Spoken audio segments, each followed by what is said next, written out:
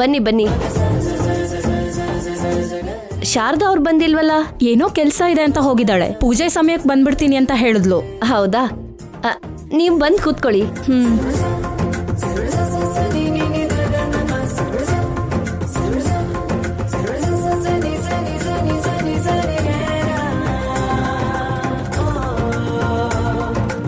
ಯಾವುದೇ ಪೂಜೆಲಾದ್ರೂ ನೀವು ಮುಂದೆ ಇರೋ ಹಾಗೆ ಉಳಿದವರು ಬರಲ್ಲ.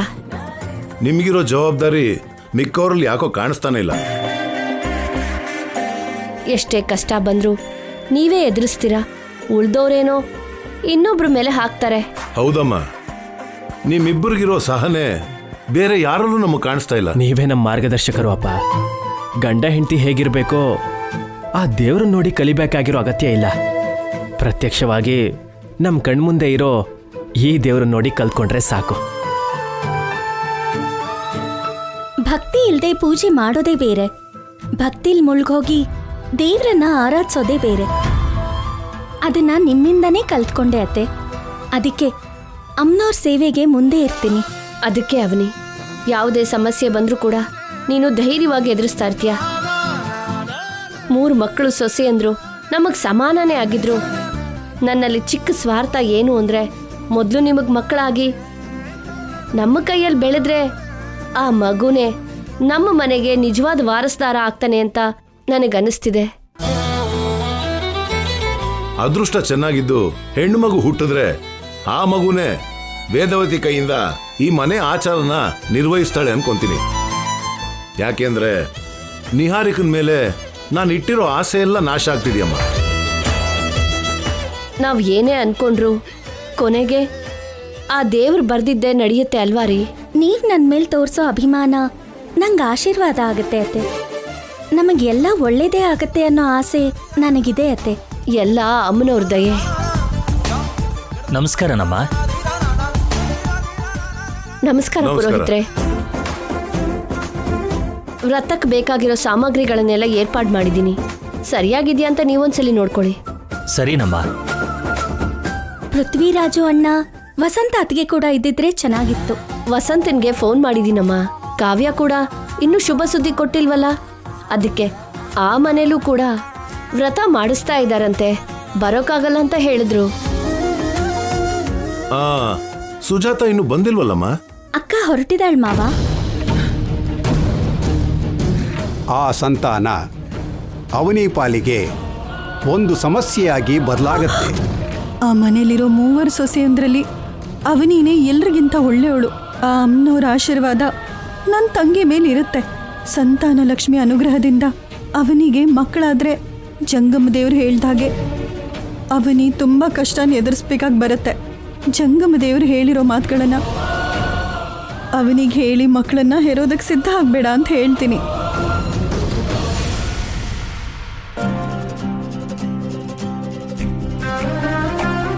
ಹಲೋ. ಏನು? ಇಲ್ಲಿ ನೋಡು, ನೀನು ಸೀರಿಯಲ್ ಹೀರೋಯಿನ್ ತರ ರೆಡಿ ಆಗೋದಲ್ಲ, ನಿನ್ ಪರ್ಫಾರ್ಮೆನ್ಸ್ ಕೆಳಗೆ ತೋರಿಸ್ಬೇಕು ವ್ರತದಲ್ಲಿ. ಏನ್ ಮಾಡು ಅಂತ್ಯಾ? ಇಲ್ಲಿ ನೋಡು, 3 ಜನ ಸೊಸೆ ಅಂದ್ರಲ್ಲಿ ದೊಡ್ಡ ಸೊಸೆಗೆ ಭಕ್ತಿ ಜಾಸ್ತಿ ಇರೋ ಹಾಗೆ ನೀನ್ ನಾಟಕ ಮಾಡ್ಬೇಕು. ಹಾ, ನನ್ನಲ್ಲಿರೋ ಕಲಾವಿದೆನ ಎದ್ದೇಳ್ಸಿದೀನಿ. ಅಲ್ಲಿ ಹೇಗ್ ರೊಚ್ಚಿಗೆ ಹೇಳ್ತೀನೋ ನೀನೇ ನೋಡು. ಇಲ್ಲಿ ನೋಡು ತಾಯಿ, ರೋಚಿಗೆ ಹೇಳ್ಬೇಡ, ಜಸ್ಟ್ ಜೀವ್ಸು ಸಾಕು. ಆ ಪರ್ಫಾರ್ಮೆನ್ಸ್ ಹೇಗಿರ್ಬೇಕು ಅಂತಂದ್ರೆ, ಫ್ಯೂಚರಲ್ಲಿ ನಾವು ಯಾರಿಗೂ ಗೊತ್ತಾಗದೆ ತಗೊಂಡ್ ಬರುವಂತ ಅನಾಥ ಮಗು ನಿಜವಾಗ್ಲೂ ನಮಗೆ ಹುಟ್ಟಿರೋ ಮಗು ಹಾಗೇನೆ ಎಲ್ರೂ ನಂಬೋ ಹಾಗಿರ್ಬೇಕು. ಹಾಗಾದ್ರೆ ನಾನು ಕೆಳಗಡೆ ಹೋಗಿ ವಾಮಿಟ್ ಮಾಡ್ಕೊಳ್ಳಾ? ನೀನ್ ಎಲ್ ಸಿಕ್ಕದಿಯೇ ನನಗೆ? ಏನಾಯ್ತ್ರಿ? ಸಂತಾನ ಲಕ್ಷ್ಮಿ ವ್ರತ ನಡೀದೇನೆ ನೀನು ಪ್ರೆಗ್ನೆಂಟ್ ಆಗಿದ್ಯಾ ಅಂತಂದ್ರೆ ಯಾರು ನಂಬಲ್ಲ. ಅದೇ ವ್ರತ ಆದ್ಮೇಲೆ ನೀನಂತ ಕೆಲಸ ಮಾಡಿದ್ರೆ, ಓಹೋ ಅಮ್ಮನವರ ದಯೆಯಿಂದ ಲಾವಣ್ಯ ಗರ್ಭಿಣಿ ಆಗಿದ್ದಾಳೆ ಅಂತ ಎಲ್ರೂ ಅನ್ಕೋತಾರೆ. ಅದೇ ನೀನ್ ಮೊದ್ಲೇ ವಾಂತಿ ಮಾಡ್ದೆ ಅಂತ ಇಟ್ಕೋ, ಎಲ್ರಿಗೂ ಅನುಮಾನ ಬರುತ್ತೆ. ಇಲ್ಲಿ ನೋಡು, ನನ್ನ ಪೂರ್ತಿಯಾಗಿ ಅರ್ಥ ಮಾಡ್ಕೊಳ್ಳೆ. ಅವಸರ ಪಟ್ಟು ನಮ್ ಇಡೀ ಪ್ಲಾನ್ ಎಲ್ಲ ಹಾಳು ಮಾಡಬೇಡ. ಸ್ಪೀಡ್ ಬ್ರೇಕರ್ ಹಾಗೆ ನೀನ್ ಯಾವಾಗಂದ್ರ ಅವಾಗೆ ಅಡ್ಡ ಹಾಕ್ತಾನೆ ಇದ್ಯಾ.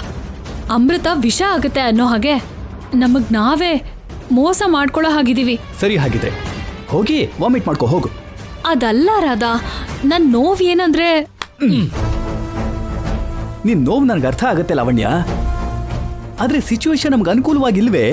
ಇಲ್ಲೋಡು, ನೀನ್ ಹೇಳ್ದಾಗೆ ಕೇಳ್ತಾ ಇದ್ದೀನಿ. ಕೊನೆಗೆ ನನ್ಗೇನಾದ್ರೂ ಅನ್ಯಾಯ ಆಗ್ಬೇಕು, ಆವಾಗಿರುತ್ತೆ ನಿನ್ ಕತೆ. ಇಲ್ಲಿ ನೋಡು, ನಮ್ಮ ಪ್ಲಾನ್ ಡೂ ಪ್ರೆಗ್ನೆನ್ಸಿ ಆಗಿರೋದಕ್ಕೆ ಯಾವಾಗಾದ್ರೂ ರೆಡಿ ಆಗ್ಬೋದು. ಅದಕ್ಕೆ ಅವಸರ ಪಡಬೇಡ ಅಂತಿದ್ದೀನಿ. ಇಲ್ಲಿ ನೋಡು, ನೀನ್ ನೋಡಿದ್ರೆ ಆತರ ಗೆಟ್ಟಿರೋ ಆಂಜನೇಯನ್ ಥರ ಆಡ್ತಾ ಇದ್ಯಾ. ಸರಿ ಸರಿ, ನಿನ್ನೆ ಫಾಲೋ ಮಾಡ್ತೀನಿ ಬಿಡು.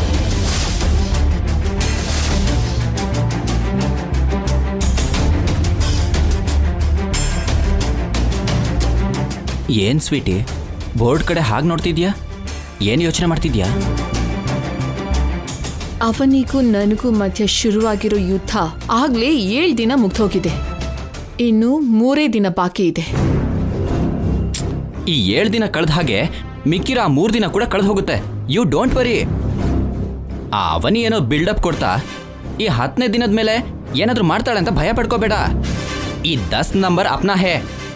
11ನೇ ನಂಬರ್ ಕೂಡ ನಮಗೆ ಸೂಟ್ ಆಗುತ್ತೆ. ತು ಚಿಂತಾ ಮತ್ ಕರ್. ಅವನಿಗೆ ಕಾನ್ಫಿಡೆನ್ಸ್ ನೋಡ್ತಿದ್ರೆ ಭಯ ಪಡದೆ ಸುಮ್ಮನೆ ಇರೋಕ್ಕಾಗ್ತಾ ಇಲ್ಲ ಕೃಷ್ಣ. ಯಾವ ಕ್ಷಣದಲ್ಲಿ ಏನ್ ನಡೆಯುತ್ತೆ ಅನ್ನೋ ಟೆನ್ಷನ್ ಅಂತೂ ತುಂಬಾನೇ ಇದೆ ನನಗೆ. ಭಯನ್ನೇ ಭಯ ಪಡಿಸೋ ಹೆಣ್ಣು ನೀನು. ನೀನ್ ಭಯ ಪಡ್ತಿದ್ಯಲ್ಲ ಯಾಕೆ? ಗೆಲುವಿಗೆ ಸೋಲ್ ತೋರ್ಸೋ ಭದ್ರ ಕಾಳಿ ನೀನು. ನೀನ್ ಯಾಕೆ ಟೆನ್ಷನ್ ಮಾಡ್ಕೋತಿದ್ಯಾ? ಇಲ್ಲೋಡು, ಗೇಮ್ ನಮ್ ಕಡೆ ಫೇವರ್ ಆಗಿದೆ. ಉಳಿದಿರೋ ಈ 3 ಬಾಲ್ಗೆ 3 6 ಹೊಡಿಯೋಣ. ಕಪ್ ನಮ್ದೇ. ತಪ್ಪೆಲ್ಲ ಯಾವಾಗ ನಡೀತು ಅಂದ್ರೆ ನಮಗ್ ಮದ್ವೆ ಆದ ತಕ್ಷಣನೇ ಮೂಗುತಿ ನಮ್ಮ ಹತ್ರಕ್ಕೆ ಬರ್ಬೇಕಾಗಿತ್ತು. ಹಾಗ್ ನಡೀಲಿಲ್ಲ. ಅವಾಗ ನಾವು ಅದನ್ನ ತಗೊಂಡಿದ್ರೆ ಇವಾಗ ಅವನಿ ಜೊತೆಗೆ ಇಷ್ಟೆಲ್ಲ ಜಂಜಾಟ ಇರ್ತಾನೆ ಇರ್ಲಿಲ್ಲ. ಅವಳನ್ನ ಎಲ್ಲಿಡ್ಬೇಕೋ ಅಲ್ಲಿಡ್ತಿದ್ದೆ. ಅವಳನ್ನ ನಾನು ಡಾಮಿನೇಟ್ ಮಾಡ್ತಿದ್ದೆ. ಅದಕ್ಕೆ ಕೊನೆ ನಿಮಿಷದವರೆಗೂ ಅವನಿ ಡೇಂಜರ್. ನಾವು ತುಂಬಾನೇ ಅಲರ್ಟ್ ಆಗಿರ್ಬೇಕು. ಹಾಗಿದ್ರೆ ಇವಾಗ ಏನ್ ಮಾಡ್ಬೇಕು ಅನ್ಕೊಂಡಿದ್ಯಾ?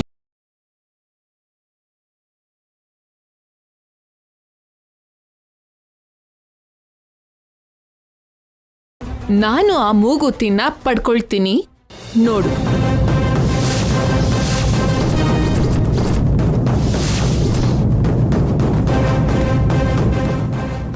ಜೋಕ್ ಮಾಡ್ಬೇಡ sweetie. I am very serious Krishna. World ಕಪ್ಪಿಗೋಸ್ಕರ ಅಷ್ಟು ದೇಶಗಳು ಹೊಡೆದಾಡೋ ಹಾಗೆ ಆ ಮೂಗುತಿಗೋಸ್ಕರನೇ ಅಲ್ವಾ ನಮ್ಮ ಮನೇಲಿ ಕಾಂಪಿಟೇಷನ್ ನಡೀತಾ ಇರೋದು. ಅದನ್ನ ಪಡ್ಕೊಳ್ಳೋಕ್ಕೋಸ್ಕರನೇ ಅಲ್ವಾ ವಾರಸ್ದಾರರಿಗೋಸ್ಕರ ವಾರ್ ನಡೀತಿರೋದು. ಈ ಸಂತಾನ ಲಕ್ಷ್ಮಿ ವ್ರತದಲ್ಲಿ ಅಷ್ಟು ಸುಲಭವಾಗಿ ನೀನ್ ಹೇಗ್ ಪಡ್ಕೋತೀಯಾ? ಈ ನಡುವೆ ನೀನು ಎಚ್ಚರವಾಗಿದ್ರೂ ಕೂಡ ಕನ್ಸ್ ಕಾಣ್ತಾ ಇದೀಯಾ. ನನ್ನ ಪ್ಲಾನ್ಸ್ ಎಲ್ಲ ಫೇಲ್ ಆಗ್ತಾ ಇರೋದಕ್ಕೆ ನೀನು ಕೂಡ ನನ್ನ ಕೀಳಾಗಿ ನೋಡ್ತಾ ಇದೀಯಾ ಬೇಬಿ? ಅಂದ್ರೆ ಆದಾಯ 5, ವ್ಯಯ 10, ರಾಜಪೂಜೆ 2, ಅವಮಾನ 6 ಅನ್ನೋ ಹಾಗಿದೆ ನಮ್ಮ ಪರಿಸ್ಥಿತಿ. ಅದಕ್ಕೆ ಅನುಮಾನ ಬರ್ತಿದೆ ಸ್ವೀಟಿ. ಎಲ್ಲಿ ಕಳ್ಕೊಂಡಿದ್ದೀವೋ ಅಲ್ಲೇ ಹುಡುಕ್ಬೇಕು. ಅದಕ್ಕೆ ನಾನೊಂದು ಐಡಿಯಾ ಯೋಚನೆ ಮಾಡಿದ್ದೀನಿ. ವ್ರತ ಪೂರ್ತಿ ಆಗ್ತಿದ್ದ ಹಾಗೇನೆ ಕೋಟಿ ರೂಪಾಯಿ ಬೆಲೆ ಬಾಳುವಂಥ ಮೂಗುತಿನ ಪಡ್ಕೊಳ್ತೀನಿ. ಸರಿ, ನಿನ್ ಸ್ಕೆಚ್ ಏನು ಅಂತ ನಂಗೂ ಕೂಡ ಹೇಳು. ನೀನ್ ಪಡ್ಕೋತೀಯಾ ಇಲ್ವೋ ಅಂತ ನಾನು ಹೇಳ್ತೀನಿ. ಹೇಗೆ ಅಂದ್ರೆ ಹೇಳು ಹೇಳು ಹೇಳು. ಅದು ಹೇಗೆ ಅಂದ್ರೆ ಬೇಗ ಹೇಳು. ನಿನ್ಗೂ ಕೂಡ ಸಸ್ಪೆನ್ಸೇ ಬೇಬಿ. ವ್ರತ ಆಗೋವರೆಗೂ ಈ ಸಸ್ಪೆನ್ಸ್ನ ನನಗೆ ತಡ್ಕೊಳಕ್ ಆಗಲ್ಲ ಬೇಬಿ. ಪ್ಲೀಸ್ ಹೇಳ್ತೀಯಾ? ಅದು ತುಂಬಾ ದೊಡ್ಡ ಟ್ವಿಸ್ಟ್ ಬೇಬಿ. ಇಷ್ಟು ಸಿಂಪಲ್ ಆಗಿ ರಿವೀಲ್ ಮಾಡಿದ್ರೆ ಅಷ್ಟು ಕಿಕ್ಕಿರಲ್ಲ. ಲೈವ್ ಆಗಿ ನೋಡಿದ್ರೆ ಮಸ್ತ್ ಮಜಾ ಇರುತ್ತೆ. ಸ್ವೀಟಿ, ನಿನ್ ಪ್ಲಾನಲ್ಲಿ ಏನಾದ್ರೂ ತಪ್ಪಿದ್ರೆ ನಾನು ಸರಿ ಮಾಡ್ತೀನಲ್ವಾ? ಏನೂ ಅಗತ್ಯ ಇಲ್ಲ. ನಾನು ಆ ಪ್ಲಾನಲ್ಲಿ ಪರ್ಫೆಕ್ಟ್ ಆಗಿದ್ದೀನಿ. ಇದಕ್ಕೂ ಮೊದಲಿನ ಹಾಗೆ ಅವನಿ ಅಡ್ಡಿ ಮಾಡಿದ ಹಾಗೆ ಈ ಸಲ ಅವಳು ಅಡ್ಡಿ ಮಾಡೋದಕ್ಕಾಗಲ್ಲ. ಅಗತ್ಯ ಬಂದ್ರೆ ಆ ಅವನಿನೇ ಆ ಮೂಗುತಿನ ನನ್ನ ಕೈಗೆ ಇಡ್ತಾಳೆ. ನೀನು ಸುಮ್ಮನೆ ಕೂತ್ಕೊಂಡು ಸಿನಿಮಾನ ನೋಡ್ತಾ ಇರು ಸಾಕು. ಹೌದಾ? ಹಾಗಿದ್ರೆ ಓಕೆ. ಕೋಟಿ ಬೆಲೆ ಬಾಳೋ ವಸ್ತುನ ನಾವು ಹೇಗಾದ್ರೂ ಮಾಡಿ ಪಡ್ಕೋಬೇಕು ಸ್ವೀಟಿ. ಆ ಕೋಟಿಗೋಸ್ಕರನೇ ಅಲ್ವಾ ಈ ಪಾಡೆಲ್ಲ. ಕೆಳಗಡೆ ವ್ರತ ಶುರುವಾಯ್ತು ಅನ್ಸತ್ತೆ, ಹೋಗೋಣ ಬಾ.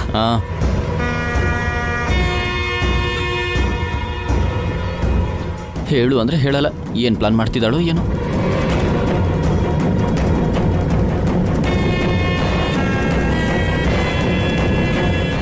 ನಿಹಾರಿಕಾ ತುಂಬಾ ಸಂದರ್ಭದಲ್ಲಿ ಮೂಗುತ್ತಿನ ಪಡ್ಕೊಳ್ಳೋದಕ್ಕೆ ತಪ್ಪು ದಾರಿನ ಪ್ರಯತ್ನ ಮಾಡಿದಾಳೆ. ಅವಳಿಂದ ಆಗ್ಲಿಲ್ಲ. ಈಗಷ್ಟು ಕಾನ್ಫಿಡೆಂಟ್ ಆಗಿ ಹೇಗಿದ್ದಾಳೆ? ಏನ್ ಮಾಡ್ತಾ ಇದ್ದಾಳೆ? ಅಮ್ಮ ಅನ್ನಪೂರ್ಣಾದೇವಿ, ಅವಳ ಕುತಂತ್ರ ಫಲಿಸದೇ ಇರೋ ಹಾಗೆ ಮಾಡು.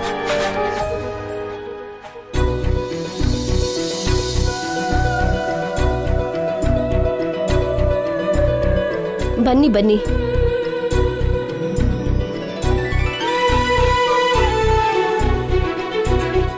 ಮೂರು ಮಕ್ಳಿಗೂ ಮದ್ವೆ ಆಗಿ ತುಂಬಾ ದಿನ ಆಯ್ತು.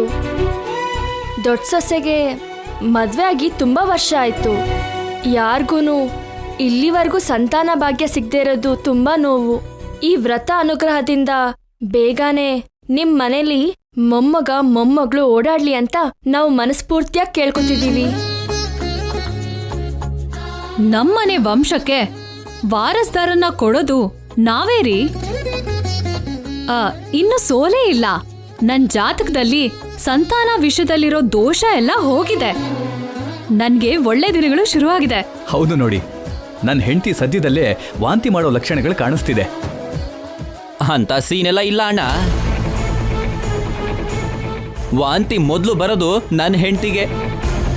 ಇಷ್ಟು ದಿನ ಗಾಡಿನ ಮೊದಲನೇ ಗೇರಲ್ಲೇ ಓಡಿಸ್ತಿದ್ವಿ, ಇವಾಗ ಟಾಪ್ ಗೇರಲ್ಲಿ ಓಡಿಸ್ತಾ ಇದೀವಿ. ಮೊದಲು ಮಕ್ಕಳಾಗೋದೇನಿದ್ರು ನಮಗೆ, ಆಮೇಲೆ ಏನಿದ್ರು ನೀನು ಅದಕ್ಕೆ ಈ ಮಕ್ಕಳು ಆಸ್ಪತ್ರೆ ಮುಂದೆ ಓಡಾಡ್ತಿರ್ಬೇಕು. ಯಾರು ಓಡಾಡ್ತಾರೋ ನೋಡೋಣ ಬಿಡು. ಆ ಪರಿಸ್ಥಿತಿ ನಿಮಗ್ ಬರುತ್ತೆ, ನಮಗಲ್ಲ. ಯಾಕಂದ್ರೆ ನಮ್ ಪ್ಲಾನ್ ನಮ್ಗಿದೆ. ಪ್ಲಾನಾ? ಏನ್ ಪ್ಲಾನ್ ಅಕ್ಕ? ಏನಿಲ್ಲ ನಿಹಾರಿಕಾ, ನಮ್ ಪ್ರಯತ್ನದಲ್ಲಿ ನಾವಿದ್ದೀವಿ ಅಂತ ಹೇಳೋದಕ್ಕೆ ನಮ್ ಪ್ಲಾನ್ ನಮ್ಗಿದೆ ಅಂತ ಹೇಳಿದ್ಲು ಅಷ್ಟೇ. ಅಷ್ಟೇನಾ ಅಥವಾ? ಅಷ್ಟೇ ಅಷ್ಟೇ. ಮನೆ ಸಮಸ್ಯೆ ಬಗ್ಗೆ ಯೋಚನೆ ಮಾಡಿ ನಾನು ಅವನಿ ಮಕ್ಕಳ ಬಗ್ಗೆ ಪ್ಲ್ಯಾನ್ ಮಾಡ್ಕೊಂಡಿರಲಿಲ್ಲ. ಇಲ್ಲ ಅಂದಿದ್ರೆ ಇಷ್ಟೊತ್ತಿಗೆ ನಮಗೆ ಮಕ್ಕಳು ಇರ್ತಾ ಇದ್ರು.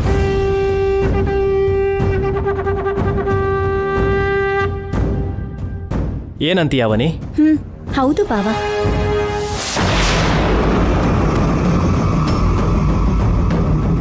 ತಗೊಳಪ್ಪ.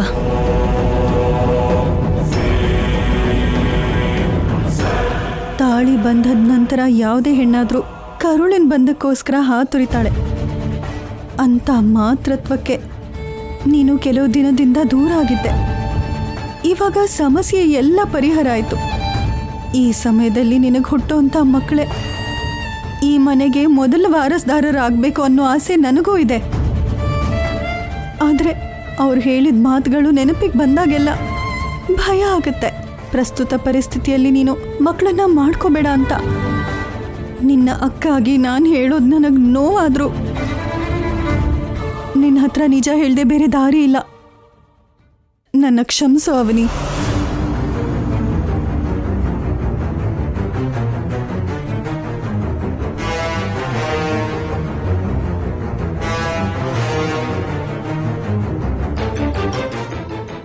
ವ್ರತ ಪೂರ್ತಿ ಆಗ್ತಿದ್ದ ಹಾಗೆ ಕೋಟಿ ರೂಪಾಯಿ ಬೆಲೆ ಬಾಳುವಂಥ ಮೂಗುತ್ತಿನ ನಾನು ಪಡ್ಕೊಳ್ತೀನಿ. ಮೂಗುತ್ತಿನ ಪಡ್ಕೊಳ್ಳೋದಕ್ಕೆ ಇವಳು ಏನ್ ಮಾಡ್ತಾಳೆ? ಇಂಥ ಪೂಜೆಗಳಲ್ಲಿ ನಮ್ಮೆಲ್ಲರಿಗಿಂತ ನೀನೇ ಶಾರ್ಪ್ ಆಗಿರ್ತೀಯಲ್ವಾ ಅವನಿ? ಮತ್ತೆ ಡಲ್ ಆಗಿದೆಯಲ್ಲ ಯಾಕೆ ಅವನಿ? ನಿಮ್ಮ ಅಕ್ಕ ಇನ್ನೂ ಬಂದಿಲ್ಲ ಅಂತನಾ?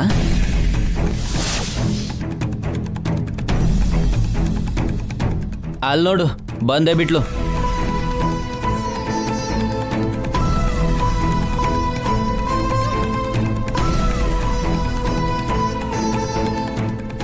ಸುಜಾತ ಬಂದ್ಲು ಅಂದ್ರೆ ಇಂದ್ರಾಣರಂಗನೇ. ಎಲ್ಲ ಸಂದರ್ಭದಲ್ಲೂ ಬಂದು ಕೋಪ ಮಾಡ್ಕೊಂಡು ಕೂಗಾಡಿದ್ರೆ ಇಲ್ಲಿ ಯಾರು ನೋಡ್ಕೊಂಡು ಕೂತ್ಕೊಳ್ಳಲ್ಲ. ನಮ್ಮ ಅಕ್ಕ ಅನಾವಶ್ಯಕವಾಗಿ ಜಗಳ ಮಾಡಲ್ಲ. ಯಾರ್ದಾದ್ರೂ ತಪ್ಪಿದ್ರೇನೆ ಪ್ರಶ್ನಿಸ್ತಾಳೆ. ಸುಜಾತನ್ನ ನಾವೇ ಆಹ್ವಾನ ಮಾಡಿದ್ದು, ಯಾರು ಏನು ಅನ್ಬೇಡಿ. ಅವನಿ ಹೇಳ್ದಾಗೆ ಸುಜಾತ ಅನವಶ್ಯಕವಾಗಿ ಜಗಳ ಮಾಡುವಂಥವಳಲ್ಲ. ಅಲ್ಲ, ನಾವು ಕರ್ದಾಗ ಮಾತ್ರ ಬರ್ತಾಳ, ಕರಿದೇ ಇದ್ರೆ ಏನ್ ಬರಲ್ವಾ? ಪೇಪರ್ ಅವನು ಹಾಲವನ್ ಬಂದ ಹಾಗೆ ದಿನಕ್ಕೆ ಒಂದ್ಸಲ ಆದ್ರೆ ಇವಳು ಬಂದೇ ಬರ್ತಾಳೆ ಅಲ್ವಾ ಅಮ್ಮ? ನಮ್ ಸೋದರ ಸೊಸೆ ನಮ್ಮನೆಗೆ ಬಂದ್ರೆ ತಪ್ಪೇನಿದೆ? ಈ ಸಂತಾನ ಲಕ್ಷ್ಮಿ ವ್ರತನಾದ್ರೂ ಯಾವ ಜಗಳ ಆಗದೆ ಇರೋ ತರ ನಡೀಲಿ. ಅಮ್ಮ, ಪೂಜೆಗೆ ಸಮಯ ಆಯ್ತು. ಎಲ್ಲ ಇದೆ, ಆದ್ರೆ ಗ್ಲೌಸ್ ಪೀಸ್ ಇಲ್ಲ. ನಾನು ಹೋಗಿ ತಗೊಂಡ್ ಬರ್ತೇನೆ ಪುರೋಹಿತ್ರೆ. ಸರಿನಮ್ಮ. ಸುಜಾತ, ನರಸಿಂಹ ಸೌಮ್ಯ ಹೇಗಿದಾರಮ್ಮ? ಚೆನ್ನಾಗೇ ಇದ್ದಾರೆ. ಏನಾಯ್ತು? ಯಾಕೆ ಒಂಥರ ಇದೆಯಾ?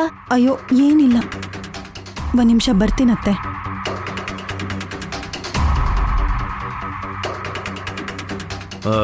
ಏನೋ ನಡೆದಿದೆ, ಇಲ್ಲಾಂದ್ರೆ ಸುಜಾತ ಇಷ್ಟು ಡಲ್ ಆಗಿರೋಲ್ಲ.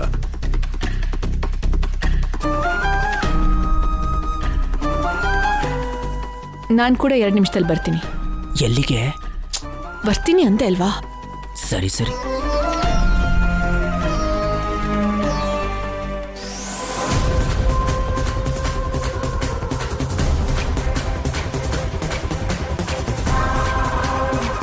ಹೇಳಮ್ಮ. ನೀವೇನ್ ಮಾಡ್ಬೇಕು ಅಂತ ಹೇಳ್ತೀನಿ, ಕೇಳಿಸ್ಕೊಳ್ಳಿ.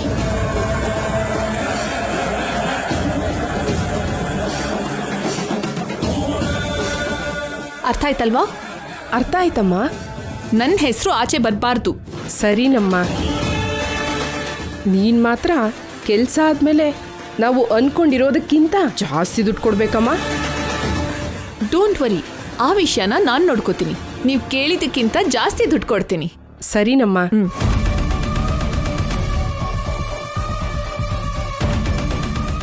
ಇನ್ನು ಯಾವುದೇ ಕಾಂಪಿಟೇಷನ್ನು ಇಲ್ದೇನೆ, ವಾರಸ್ದಾರರ ಗೋಳು ಇಲ್ದೇನೆ ಮೂಗುತಿನ ನಾನೇ ಸ್ವಂತ ಮಾಡ್ಕೊಳ್ಬಹುದು.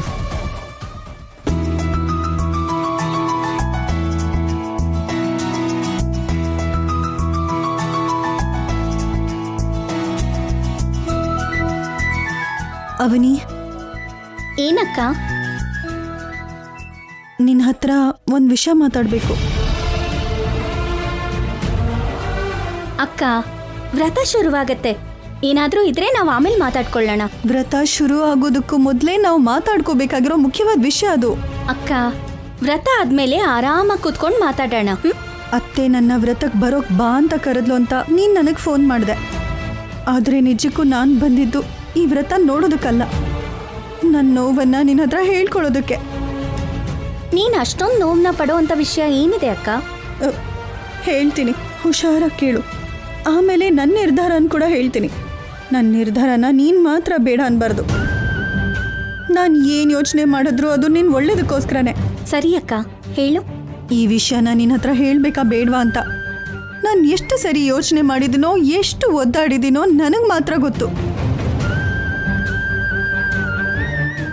ನನ್ನ ಮನಸ್ಸಲ್ಲಿ ಮುಚ್ಚಿಟ್ಕೊಳಕ್ಕಾಗದೆ ನನ್ನ ಗಂಡನ ಹತ್ರ ಹೇಳ್ಕೊಂಡೆ. ನಿಮ್ಮ ಭಾವ ಕೂಡ ತಕ್ಷಣ ಈ ವಿಷಯನ ಅವನಿಗೆ ಹೇಳೋದು ಒಳ್ಳೇದು ಅಂತ ಹೇಳಿದ್ರು. ನಿನ್ನ ಹತ್ರ ಹೇಳಬೇಕು ಅಂದರೆ ಭಯ ಆಗ್ತದೆ, ಆದರೂ ತಪ್ಪಿದ್ದಲ್ಲ. ನಿನಗೆ ಗಂಡೋ ಹೆಣ್ಣೋ ಹುಟ್ಟಿದ್ರೆ ಎಲ್ರಿಗಿಂತ ಮೊದಲು ಸಂತೋಷ ಪಡೋದು ನಾನು. ಆದರೆ ನೀನು ಮಾತ್ರ ಮಕ್ಕಳನ್ನ ಹೇರಬೇಡ. ವೇದವತಿ ಅತ್ತೆ ಕೋರಿಕೆಗೋಸ್ಕರ ನೀನು ನಿನ್ನ ಭವಿಷ್ಯ ನಾಶ ಮಾಡ್ಕೋಬೇಡ. ಯಾಕಂದ್ರೆ ಹುಟ್ಟೋ ಮಕ್ಕಳಿಂದ ನಿನ್ನ ಭವಿಷ್ಯ ಕಷ್ಟದ ಪಾಲಾಗುತ್ತೆ ಅಂತ ಜಂಗಮ ದೇವರು ನನ್ನ ಹತ್ರ ಹೇಳಿದ್ರು. ಅವನಿ ಪಾಲಿಗೆ ಒಂದು ಸಮಸ್ಯೆಯಾಗಿ ಬದಲಾಗತ್ತೆ.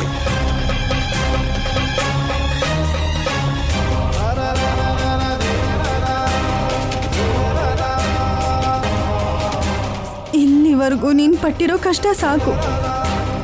ಇನ್ಮೇಲಿಂದ ನೀನು ಶ್ರೀಕರ್ ಸಂತೋಷವಾಗಿರ್ಬೇಕು ಅನ್ನೋದೇ ನನ್ನ ಕೋರಿಕೆ. ಸಂತಾನದಿಂದ ನೀನು ಭವಿಷ್ಯದಲ್ಲಿ ನೀನು ಕಷ್ಟಕರವಾದ ಪರಿಸ್ಥಿತಿನ ಎದುರಿಸಬಾರ್ದು. ಅದಕ್ಕೆ ನಿನ್ನ ಮಗಳನ್ನ ಹೇರಬೇಡಮ್ಮ.